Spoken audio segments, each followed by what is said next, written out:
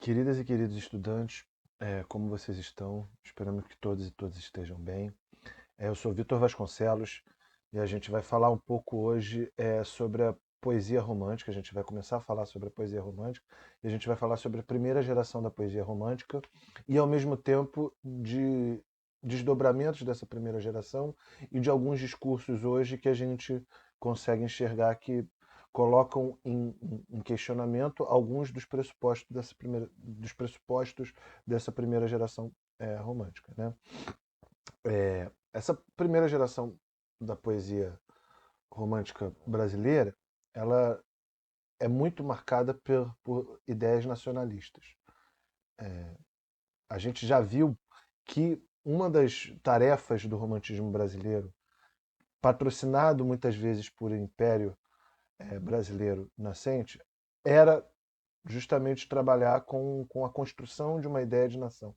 Né? A ideia de Brasil, a ideia de nação brasileira não existia e ela começa a ser formulada muito por esses autores românticos. Então, na prosa, a gente viu José de Alencar fez isso com diversos dos seus textos e isso não é diferente na poesia. A primeira geração da poesia romântica, ela também tem os seus ideólogos, os seus autores que trabalham com a construção de uma ideia de nacionalidade.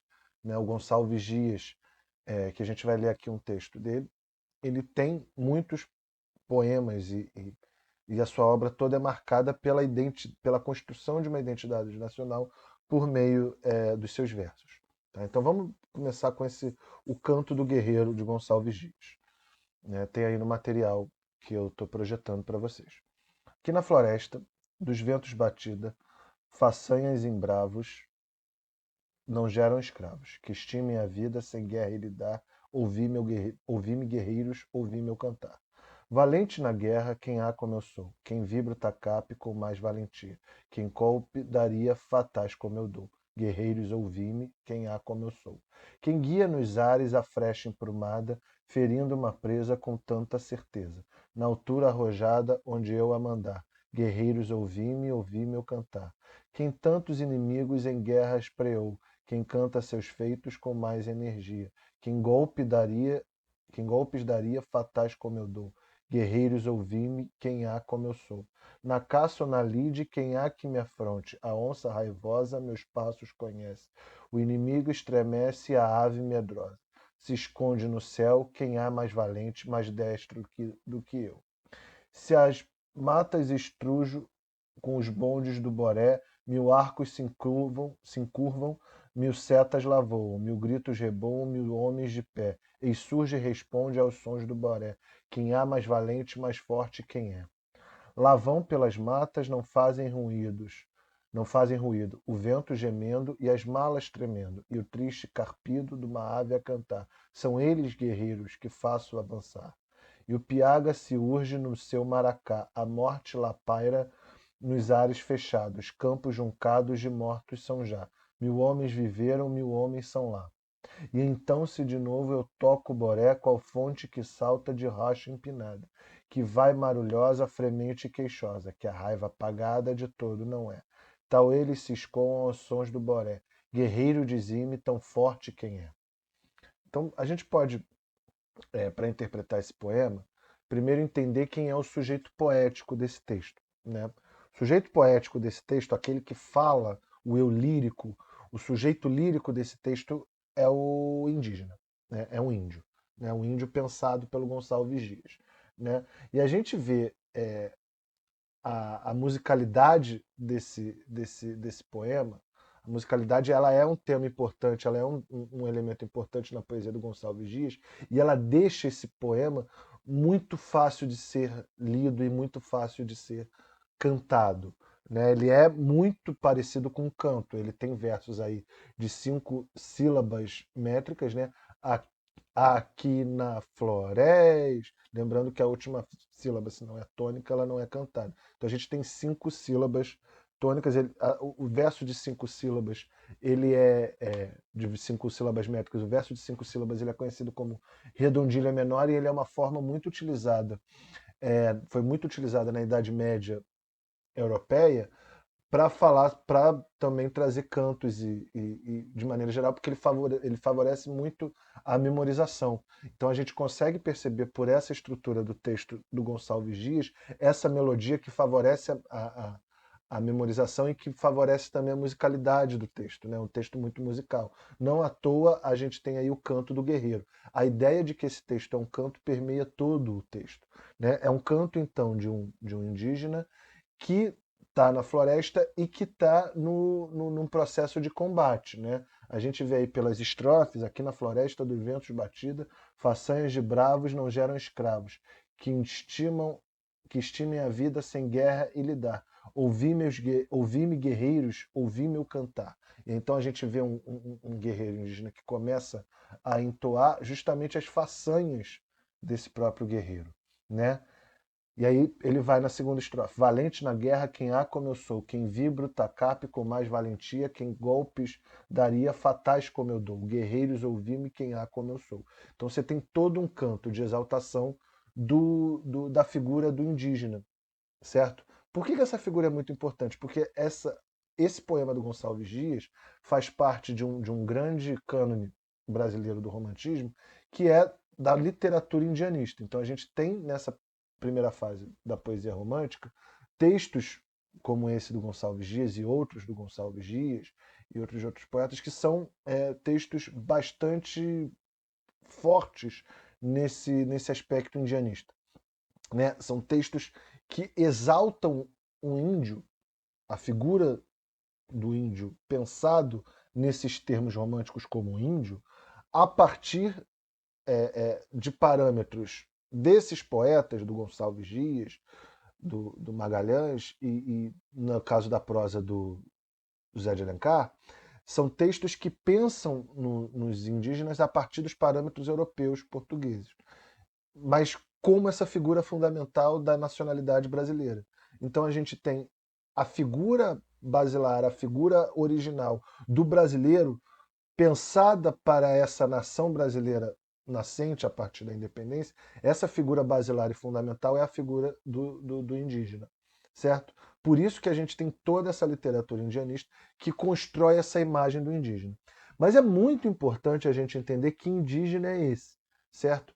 Como eu já falei e volto a repetir, é um indígena pensado a partir dos parâmetros europeus, a partir dos parâmetros ocidentais. Então, se a gente pega esse texto do Gonçalves Dias, por exemplo, o indígena ele é todo marcado pela sua característica guerreira, pela sua característica de combate, certo? O indígena é aquele que é perigoso, é aquele que é valente, é aquele que é capaz de combater, porque era uma imagem importante nesse projeto nacionalista da primeira geração romântica e do Império, né? Lembrando, é um projeto patrocinado pelo Estado brasileiro nesse momento. Gonçalves Dias, já falei para vocês, foi um poeta que recebeu, né, financiamento do Estado brasileiro. Ele, inclusive, foi professor do Colégio Pedro II.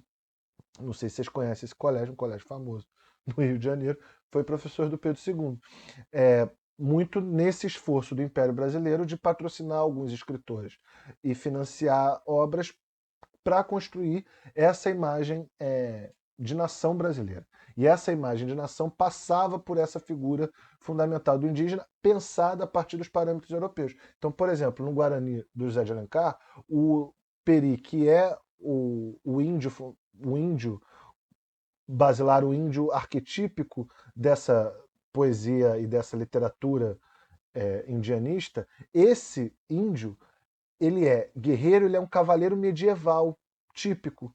Todas as características dele são pensadas a partir da figura do cavaleiro medieval, que é um parâmetro, que é uma figura típica da cultura ocidental europeia, certo? Então você tem toda uma literatura cavaleiresca da Idade Média europeia e essas características dessa literatura são transportadas para o indígena.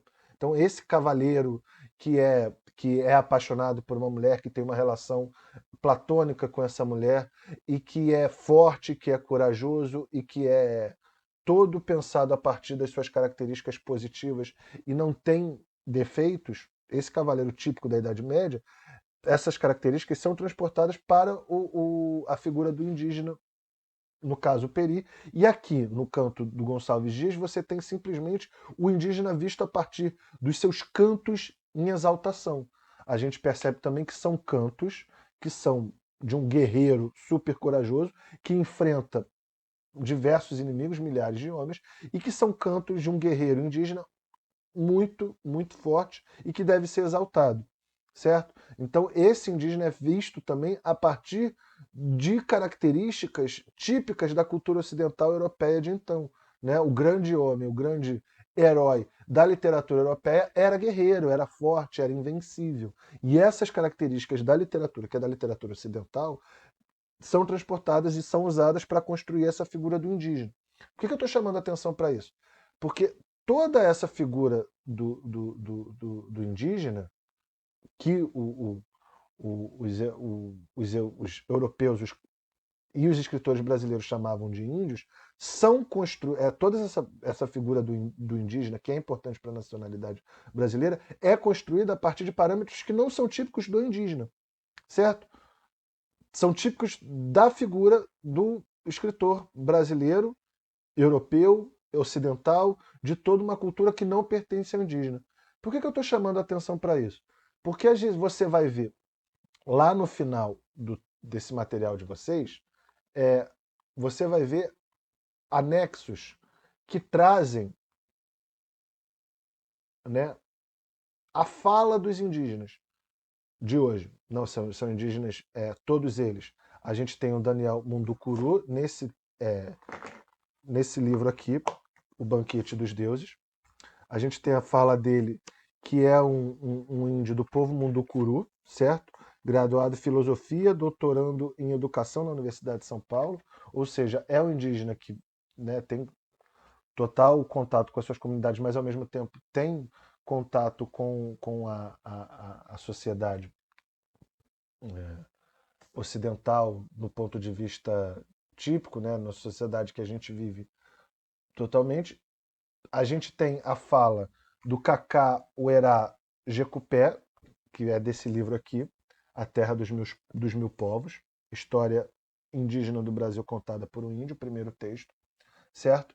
E a gente tem a fala do Ailton Krenak. Então são fala de três indígenas muito importantes do movimento indígena e que trazem para a gente a perspectiva do que é ser indígena a partir dos parâmetros próprios do indígena. Né? Então, no texto principal, no texto primeiro, por exemplo, do Daniel Munducuru, ele fala um pouco sobre o preconceito que ele sofria na nossa sociedade a partir da sua perspectiva, a partir do seu lugar de indígena, e aí nos dois primeiros parágrafos ele fala disso, né? Ele fala, nasci índio, fui aos poucos, no entanto, que me aceitei índio. Relutei muitas vezes em aceitar esta condição. Tinha vergonha, pois estava aliado com uma série de chavões. Ser índio estava aliado com uma série de chavões em que cuspiam sobre mim. Índio é atrasado, é sujo, preguiçoso, malandro, vadio. Eu não me identificava com isso, mas nunca fiz nada para defender minha origem. Carreguei com muita tristeza os apelidos que recaíam sobre mim. Índio, Juruna, Aritana, Peri, e tive que conviver com os males que a civilização tem de pior, que a civilização ocidental tem de pior, que é ignorar quem traz em si o diferente. A gente vê nesse texto do Daniel Munducuru a marca de todos os preconceitos que a nossa sociedade tem com os indígenas, certo? Então, por exemplo, um dos apelidos que eram usados para designar o Daniel Munducuru é Peri, né, que é justamente esse personagem do Zé de Alencar. Então, a gente percebe como essa literatura indianista, já no século XIX, ela passa por toda a nossa cultura e vai gerar estereótipos e dados que vão afetar a imagem do indígena até hoje. Né? Então a gente percebe, na verdade, como a nossa cultura é marcada por esse estereótipo. Seja a partir do estereótipo super negativo, como do índio preguiçoso e atrasado, que não é o caso da literatura indianista, que viu o indígena simples como um guerreiro, mas mesmo essa imagem da literatura indianista da primeira geração romântica e do romance romântico do Zé de Alencar, ela marca um estereótipo do índio e do indígena que é muito negativo porque ele deixa de falar sobre si a partir dos seus próprios termos e passa a ser visto a partir desses parâmetros europeus, certo? Então você vê aí esse texto do Daniel Munduruku, que é justamente um texto que marca o indígena a partir do estereótipo e como ele sofreu com isso e como ele só consegue sair disso a partir do mergulho na sua própria identidade, a partir do mergulho na sua cultura e a partir entrada por esse avô, né, o Apolinário, em que o insere nessa cultura e que consegue guiá-lo nesse processo de desconstrução e de reconstrução dos seus próprios parâmetros, certo? E no texto, por exemplo, do Kaká Uera Jecupé, a gente vê como o índio é marcado a partir de uma visão única na nossa cultura, e nessa cultura indianista, como se todos os índios fossem muito parecidos. E, na verdade, o que o Kaká ele chama atenção, o Kaká Uera Jecupé chama atenção, é como, na verdade, a cultura indígena brasileira ela é marcada pela diversidade. Né? O nome índio dá conta de toda uma um, um único, como se houvesse apenas um único povo, mas na verdade existem uma diversidade de povos e de interpretações e de culturas e de formas de ver a realidade. Né? Então ele lá começa. O índio não se chamava nem se chama de índio. O nome índio veio dos ventos dos mares do século XVI, mas o espírito índio habitava o Brasil antes mesmo de o tempo existir e se estendeu pelas Américas, para mais tarde exprimir muitos nomes difusores da tradição do Sol, da Lua e do sonho. Né? A gente consegue perceber nesse texto, já nesse início, que a chamada por uma diversidade cultural e diversidade de povos é muito clara no texto do Jacupé. A gente vai ver nesse texto, por exemplo, como a linguagem ela é vista como um elemento de enunciação fundamental da cultura indígena também. Como a linguagem para o povo indígena, pelos povos indígenas, é diferente de como a gente interpreta a linguagem, como se fosse só representação.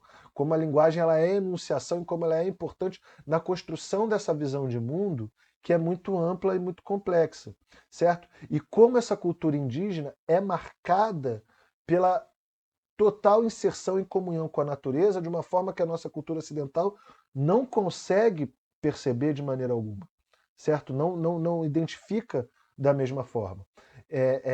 Essa imagem de uma cultura indígena totalmente em conexão com os recursos naturais, com a natureza e com o próprio fundamento dessa realidade, também está no próximo texto do nosso anexo, que é o do Ailton Krenak, do Sonho da Terra, em que ele lança um olhar sobre a nossa cultura a partir desse processo de comunhão total com a natureza. Né? O Krenak mostra, a partir do caso do rio, Uatu, né?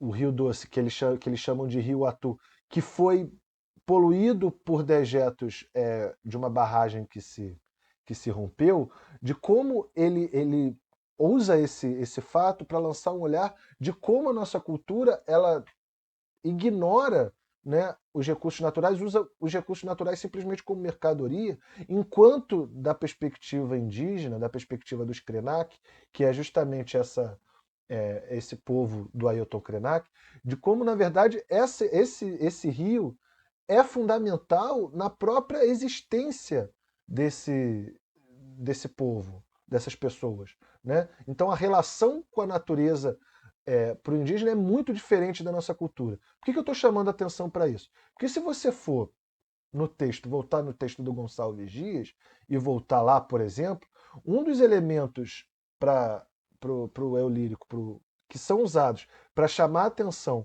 da força desse guerreiro indígena é justamente a forma como ele teoricamente, coloca medo na natureza, ali na estrofe 5. Né? Na caça ou na lide, quem há quem me afronte, a onça raivosa meus passos conhece, o inimigo estremece e a ave medrosa se esconde no céu. Quem há mais valente, mais destro do que eu.